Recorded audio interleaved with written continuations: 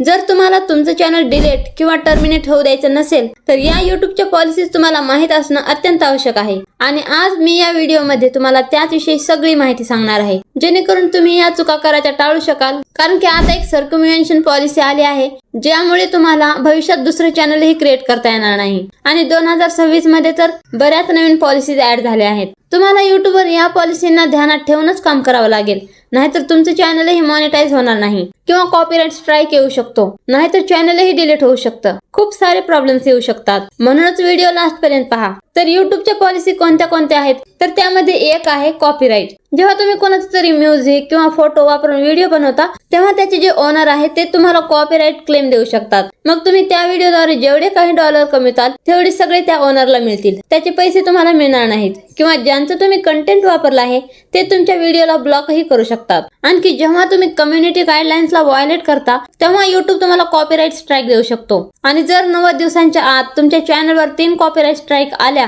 तर मात्र तुमचं चॅनल डिलीट केलं जाऊ शकतं। त्यामुळे तुम्हाला कम्युनिटी गाईडलाईन्स ही माहित असणं आवश्यक आहे। हे तर झालं कॉपीराइटचं। त्यानंतर येतं हेट, हॅरॅसमेंट आणि सेफ्टी। या पॉलिसीमध्ये सांगितलं आहे की तुम्हाला असे व्हिडिओ बनवता येणार नाहीत ज्या व्हिडिओमध्ये लोकांना इजा पोहोचणारे चॅलेंजेस दिले जातात। लोकांविषयी तुम्ही हेट स्पीच बोलू शकत नाहीत किंवा कोणत्याही धर्माविषयी, जातीविषयी हेट पसरवू शकत नाहीत। जर तुम्ही यापैकी कोणतेही कृत्य करत असाल तर चॅनल डिलीट केलं जाऊ शकतं। त्यानंतर मिस इन्फॉर्मेशन देऊ शकत नाहीत। लहान मुलांना बिना कपड्याचं किंवा त्यांना धोका असणारे कृत्य करणारे व्हिडिओ बनवू शकणार नाहीत। आता या तर झाल्या गाईडलाईन्स। आता पाहू मॉनिटायझेशन पॉलिसीज। पहिली आहे की तुम्ही इनऑथेंटिक कंटेंट बनवायचं नाही। कंटेंट तुम्ही स्वतः बनवलेलं असलं पाहिजे किंवा त्या कंटेंट मध्ये तुमचे एफर्ट दिसले पाहिजेत। दुसरं आहे फक्त कमी मेहनत असणारे, जसे एखाद्या व्हिडिओला दुसरं म्युझिक लावून किंवा फोटोंचा स्लाइड शो करून असे व्हिडिओ बनवायचे नाहीत। त्या व्हिडिओमध्ये तुमची मेहनत दिसली पाहिजे किंवा त्या व्हिडिओमध्ये तुमचा व्हॉइस ओव्हर केलेला असला पाहिजे। तिसरं आहे AI कंटेंट। AI कंटेंट म्हणजे थोडंसं चेंज करून तेच व्हिडिओ परत टाकायचे नाहीत।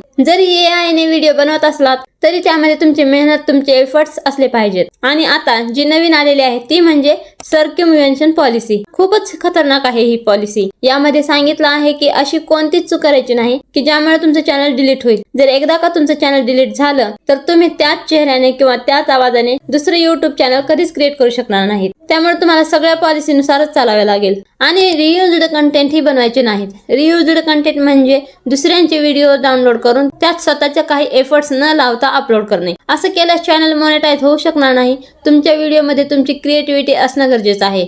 आणखी एक पॉइंट म्हणजे जर तुमच्या व्हिडिओमध्ये शिवीगाळ, हिंसा किंवा ड्रग्सचे वर्णन असेल तर त्यावर $1 मिळतो, म्हणजे त्यातून काहीच कमाई होत नाही। जर तुम्हाला YouTubeवर खरंच सक्सेसफुल व्हायचं असेल तर या सर्व गाईडलाईन्स पाळाव्या लागतील। तुम्ही जर गाईडलाईन्स नुसार आणि स्वतःच्या मेहनतीने व्हिडिओ बनवत असाल तर तुमचं चॅनल मॉनिटाईज व्हायला कोणीच अडवू शकत नाही। हा व्हिडिओ महत्त्वाचा वाटला असेल तर तुमच्या सर्व YouTubers मित्रमैत्रिणींना शेअर करा आणि अशाच इन्फॉर्मेटिव्ह व्हिडिओसाठी सबस्क्राईब करून ठेवा, जेणेकरून माझ्या नवीन व्हिडिओची नोटिफिकेशन तुम्हाला मिळेल। तर भेटूया पुढच्या व्हिडिओमध्ये अशाच नवीन काहीतरी इन्फॉर्मेशन सोबत।